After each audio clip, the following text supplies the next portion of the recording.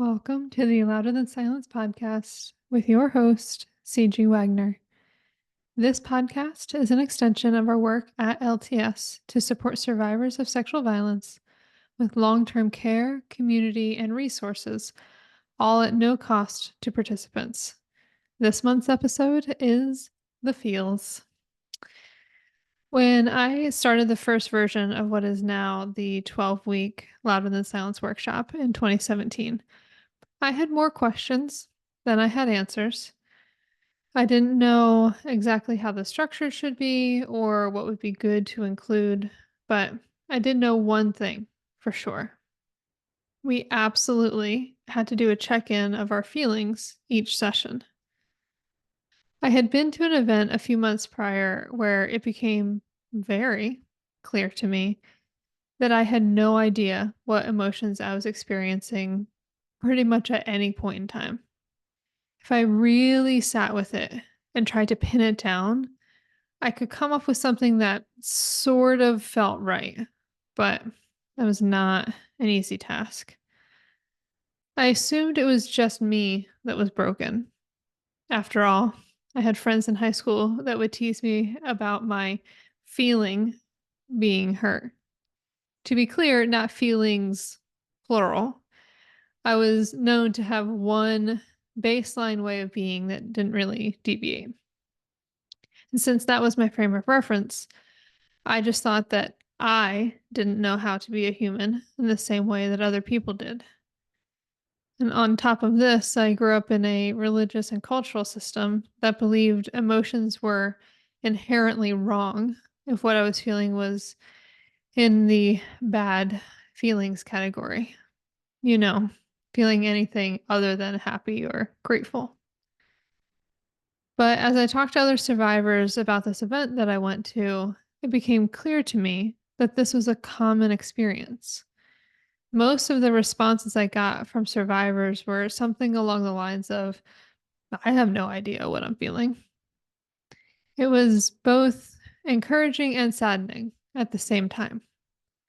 Encouraging that it wasn't just me that dealt with this, but sad that so many other people dealt with this too. So I realized that having a check in of our emotions had to be a key part of our time together in the workshop sessions.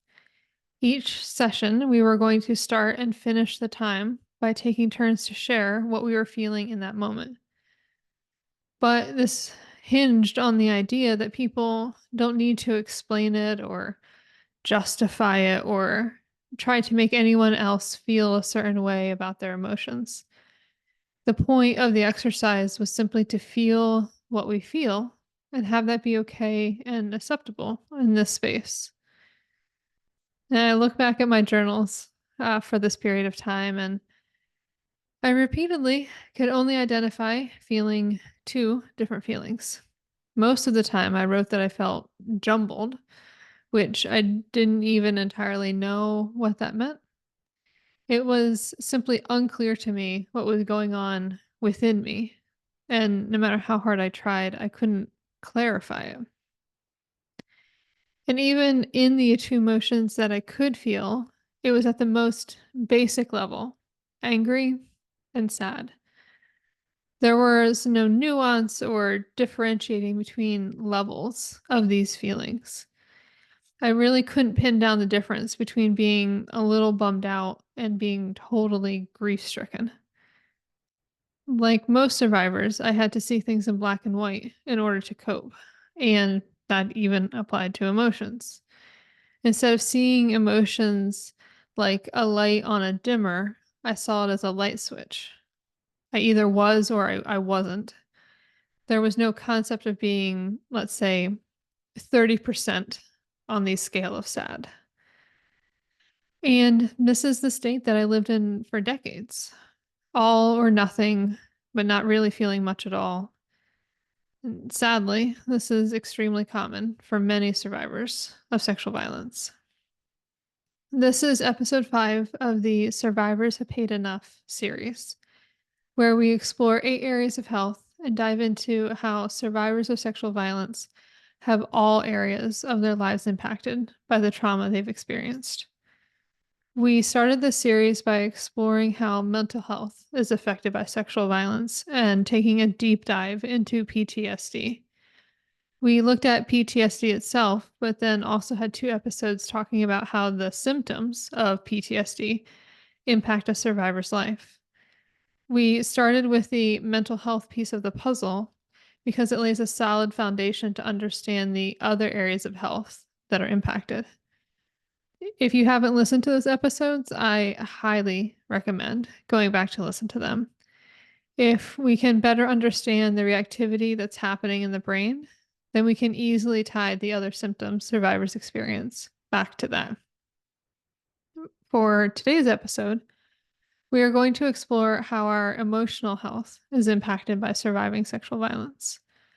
We're looking into how the emotional window of tolerance almost completely disappears, and how our ability to understand and express emotions get limited after surviving sexual violence. We will be doing specific episodes later on anger, grief, and fear, but for today, we are doing a broad overview. But first things first, right? Let's define what we are talking about when we say that we are addressing emotions. Even though it's something that seems like it's a pretty straightforward idea, most of us have never stopped to think about what an emotion actually is. So, what is an emotion? Emotions are how our bodies and brains manifest a reaction to a stimulus. Our brains release neurotransmitters and connect or strengthen connections along neural pathways.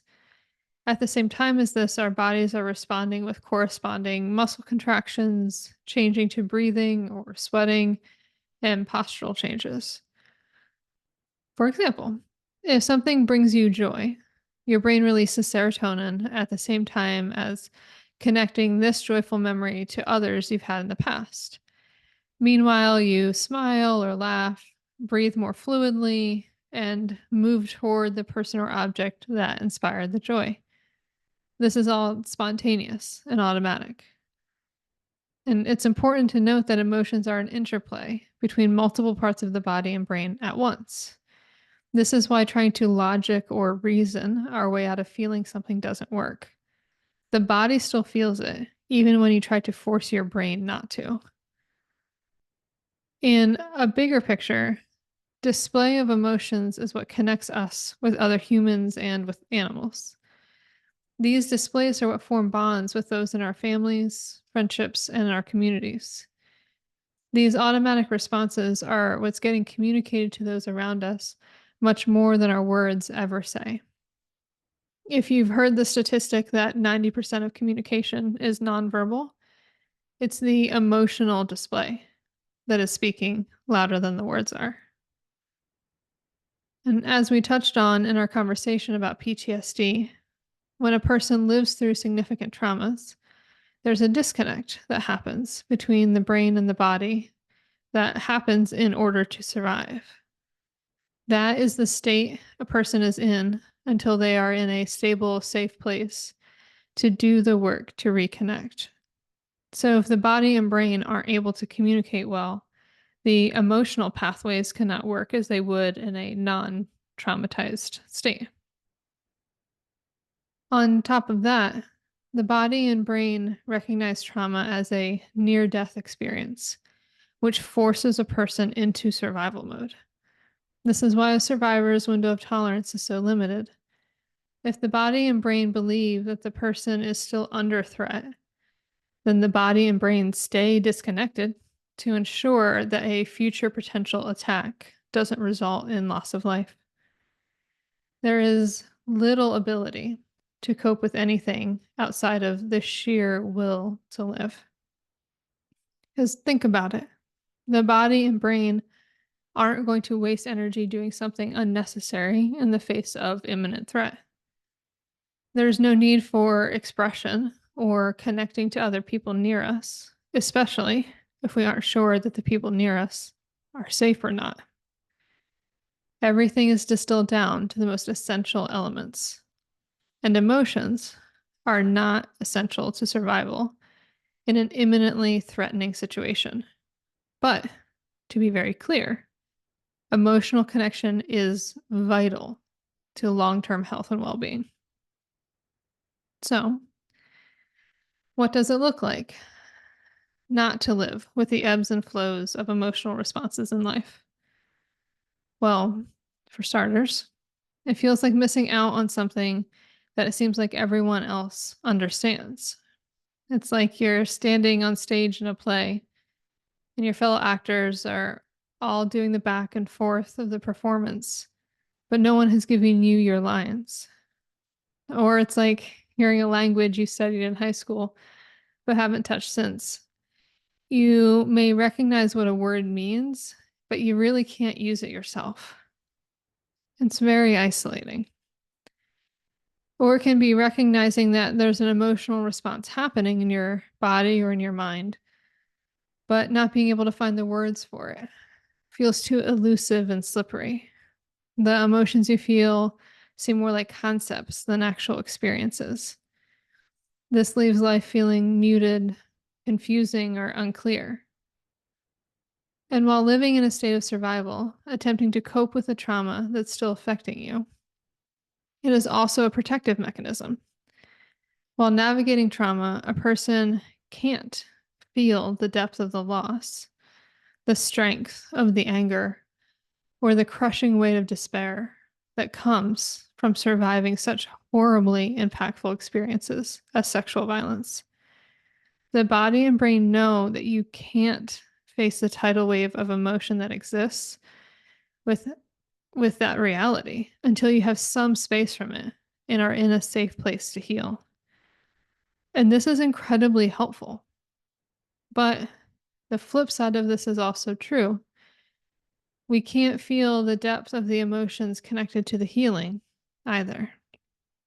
While we long for joy, hope, and peace, these things feel out of reach because our bodies and brains tell us that feeling nothing is safer than opening ourselves up to the depth of what we've been through. The longing for joy, hope, and peace is an ache in the soul that can only be healed by facing the trauma and expanding our window of tolerance again. And as I mentioned with my own stories, most survivors can feel all or none of an emotion with little ability to feel it in moderation. And typically, there are a few emotions that we latch onto, the ones that feel the most safe for us. So when we feel anything, it's something that's already as familiar to us as the back of our hands. We often don't even realize that what we may be feeling is inappropriate for the situation, or that even we may be replacing it for an emotion that feels too scary to touch. It took me years to realize that the two emotions that I felt the most, anger and fear, were replacements for the feelings that felt like too much to handle. I felt anger when I was actually feeling hurt, but admitting that I was hurt felt too vulnerable, like I was putting myself in danger. And also, the fear manifested as anxiety, keeping my thoughts bouncing instead of letting me land on what was really lurking beneath the surface.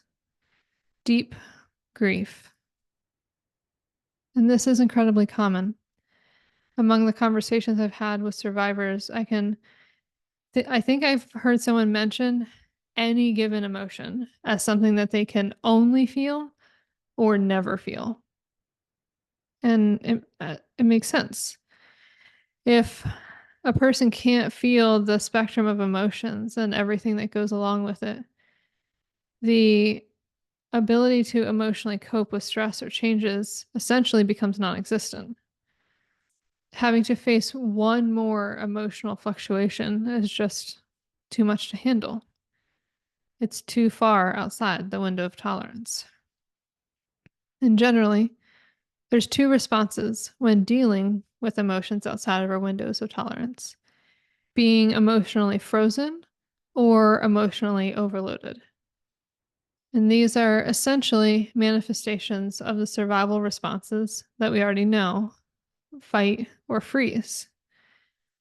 But as an aside, I'm not mentioning fawn because that is already utilizing emotional tools as a trauma response, or flight because that would entail getting out of the situation and not navigating the emotions of staying in it. But when we are emotionally frozen, this is when our bodies and brains shut down the emotional responses to instead deal with the threat, perceived or real, right in front of us. And being emotionally frozen coincides with the other freeze responses: difficulty finding the right words, shallow breathing, dissociating, slowing down of the gastrointestinal tract, etc. And as a differentiation, if you've ever heard the term stonewalling, this is not the same. Stonewalling is when a person intentionally won't engage with another person as a way to create distance and a way to disconnect emotionally. This is also known as the silent treatment. It's a way to passive aggressively demonstrate displeasure with the other person without having a real conversation. Going into freeze mode, however, emotionally or otherwise, it's an uncontrolled response to something that is a perceived threat. These are two very different things, and it's important to note that. A person isn't doing anything to hurt another person if they are in freeze mode. The lack of engagement is an indication of their inner state, not the willingness to interact with the other person. The other end of the spectrum is emotional flooding, feeling everything all at once. And everything can be the extreme end of one particular emotion felt to the fullest extent, or it can mean feeling the range of emotions across the board, with no one in particular standing out among the rest.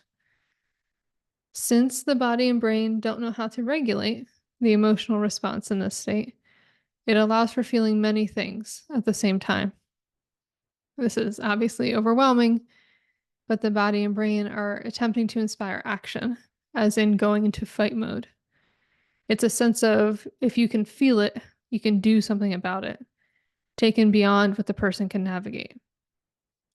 In the flooded stage, it usually feels like the emotion has taken over and there's nothing that can be done about it. No, it feels like it's taken over, but it actually hasn't. But it leads or can lead to fits of rage, sobbing or screaming, shaking in terror, you name it. Flooding doesn't look the same to each person, but it is the state of being overwhelmed with emotion, regardless of how it manifests. So, what can be done about this emotional dysregulation? How does a survivor go about making positive changes to their emotional health? Well, not surprisingly, part of the answer here is to seek mental health care. And at LTS, we particularly recommend EMDR. Therapists are trained in helping you understand your emotions, how to identify them, and how to build your window of tolerance to feel a greater emotional range. These are all very helpful tools to have.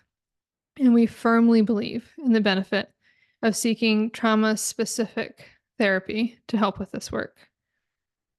Now, for doing this work on your own, start by recognizing that you are not your emotions. Who you are as a person, at your core, does not change as your emotions come and go. When a wave of emotion comes, observe what you feel without making judgments about yourself or the emotion. The emotion is there to show you something, so give it space without assuming anything. And remember, emotions have no moral implications.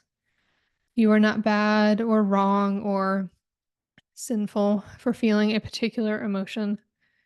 There's a wide array of experiences you've had that bring up all sorts of different feelings. This doesn't say anything about you as a person. Now, one great way to start addressing your emotions is to shift your mindset away from the concept of you/he/she/they made me feel. For instance, he made me feel angry. and shift to the idea of expressing it as I am feeling. So, for instance, I am feeling angry. This is important for several reasons. The first is that while people may know how to press your buttons to elicit a certain response, they can't actually make you feel anything. Your feelings are a body and brain response to what's around you. But by shifting the mentality to simply expressing what you feel, you take ownership of your inner state instead of giving it unintentionally to someone else. It's much easier to feel stuck in how you feel if mentally you assume it's because some other person is responsible for it.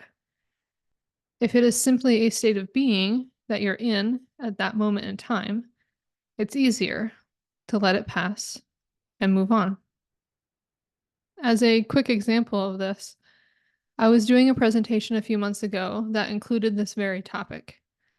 So I shared, I am feeling a little nervous right now doing this presentation. People nodded their heads and some smiled. And then I posed, what if I instead said this to you? You are making me nervous right now. The reaction I got was one of defensive postures and facial expressions. Body language changed to suggest that people were bracing for an argument. When we can express our emotions as simply things that are, it fosters connection, which is exactly what emotions exist for. When we express our emotions as a way to blame someone else, that breaks connection and creates more friction. So, this is all well and good if you can figure out what you're feeling, right? But what if you can't even figure that out? Well, part of our practice at LTS is doing check ins on our feelings as part of our work, and we recommend the same for you. Set an alarm or a calendar reminder for the same time each day. Take the time to really sit with yourself and see what it is that you're feeling.